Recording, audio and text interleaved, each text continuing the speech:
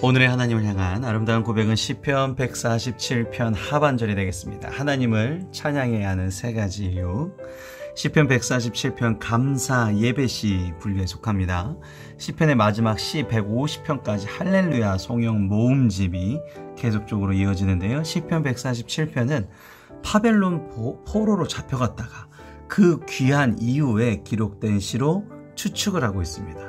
그러면서 시편 147편은 포로 귀환 이후에 찬양을 받으실 하나님에 대한 내용을 이렇게 고백하고 있고요. 삼중 찬양 촉구시다 라고 얘기하시는 신학자도 있습니다. 그래서 오늘 부분은 첫 번째, 두 번째 이어서 세 번째 찬양 촉구와 찬양 받으실 여호와에 대한 12절부터 20절 함께 보시겠습니다. 하나님을 찬양해야 하는 세 가지 이유 시작하시겠습니다.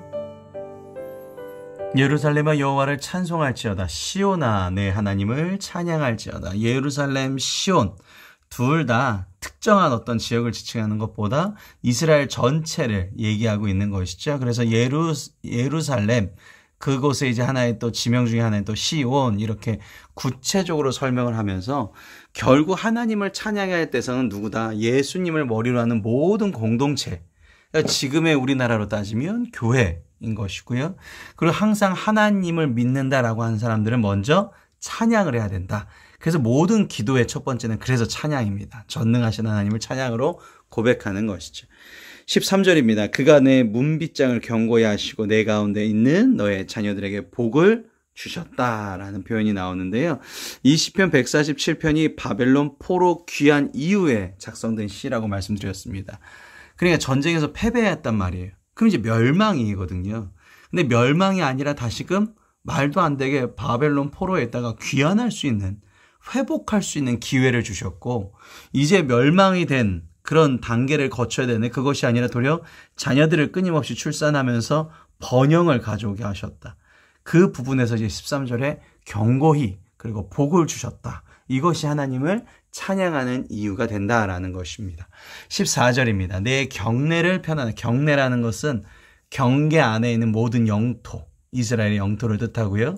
평안하게 하시고 아름다운 밀이라는 것은 성경에서 나오는 가장 가치 있는 곡식입니다.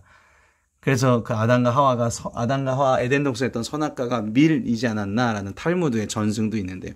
그만큼 밀이 귀한데 이 밀로 너를 배불리시며 얼마나 복입니까? 내가 하나님을 항상 찬양하고 다니면 그 찬양하는 곳 안이 평안하게 될 수 있는 것이고 그것에서 내가 풍성할 수 있다. 번영을 누릴 수 있다는 것이지.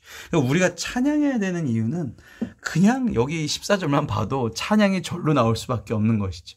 어딜 갈 때나 항상 찬양을 틀어놓으시고 찬양과 함께 하시기를 바랍니다. 그의 명령을 땅에 보내시니 그의 말씀이 속히 달리느니라. 그러면 찬양 가운데 하나님께서 말씀으로 그곳을 다스려 주시는 거예요. 경내에 있는 모든 땅, 경내라는 것은 내 경계 안에 있는 모두 울타리의 땅, 하나님의 말씀을 받으면서 다니는 그 걸음 곳곳마다 하나님의 말씀이 속히 달리는다. 속히라는 것은 거칠 것이 없는 거죠. 앞에 장애물이 있을 수가 없어요. 왜냐하면 하나님이 말씀하셨기 때문에. 완전하신 말씀. 그래서 그 말씀이 속히 이루어진다. 그것을 의인화해서 말씀을 달리는 도다라는 표현을 했죠. 우리가 하나님을 믿는다라는 것은 하나님의 찬양이 교회 안에서만 있는 것이 아니라 우리가 다니는 발걸음 곳곳마다 찬양 가운데 하시면 그곳에 하나님의 말씀이 속히 이루어지게 되는 걸 믿으시길 바랍니다. 눈을 양털같이 내리시며 서리를 재같이 드셔. 16절부터는요. 자연현상이 나옵니다. 근데 이스라엘 백성들에게는 이게 하나님의 임재하심, 하나님이 함께 하시는 그런 신기한 자연현상들이에요. 자, 이 세 가지가 나옵니다. 첫 번째는 눈. 눈이 나오는데 이스라엘 백성들은 추위에 익숙하지 않거든요. 더위는 많이 나왔지만 성경에. 그러니까 눈을 보면서 굉장히 신기한 자연현상을 볼 수 있는 것이고요. 또 우박이 17절에 나옵니다. 우박을 떡 부스러기 같이 뿌리시다니 누가 능히 그의 추위를 감당하리요. 이 눈이나 우박같이 오는 거를 사람이 어떻게 감당할 수가 없는 거예요. 위대한 자연현상 앞에서 느끼는 인간의 무력함. 자, 그 다음에 이 18절에 되면서 그의 말씀을 보내사 그것들을 눈과 우박을 녹이셨고 바람을 불게 하신 즉 물이 흐르게 된 거죠. 도리어 그런 것들은 물로 바꾸시게 하셨다. 절대적인 하나님의 말씀을 통해서 이 세상을 다스리고 있다라는 것이 이런 날씨 현상을 보면서 이스라엘이 체험으로 고백하고 되는 것이죠. 그러니까 이런 신기한 자연현상 앞에서 인간은 무력함을 느낍니다. 우리가 만약에 쓰나미가 몰려온다, 홍수가 몰려온다, 태풍이 몰려온다. 인간은 무력할 수밖에 없죠. 그냥 당할 수밖에 없죠. 이거를 이겨낼 수밖에 없고 진로를 우리가 바꿀 수도 없습니다. 그런데 이런 말도 안 되는 자연현상을 절대적인 하나님께서는 이 세상을 다스리시는 하나의 신호로 바꿔주실 수 있다. 그것이 전능하시고 위대하신 하나님을 찬양하는 하나의 고백이라는 것입니다. 그가 그의 말씀을 야곱에게 보이시며 그의 율례와 규례를 이스라엘에게 보이시는도다. 그러니까 하나님이 얼마나 이 놀라운 은혜 그리고 사랑을 우리한테 베풀어 주시는가. 우리는 정말 고난, 정말 태풍 같은 고난이 올 때에도 하나님을 찬양해야 되는 이유가 바로 여기 있다는 것이죠. 그래서 하나님의 사랑에 힘입어서 헌신해야 된다는 것이 19절과 20절입니다.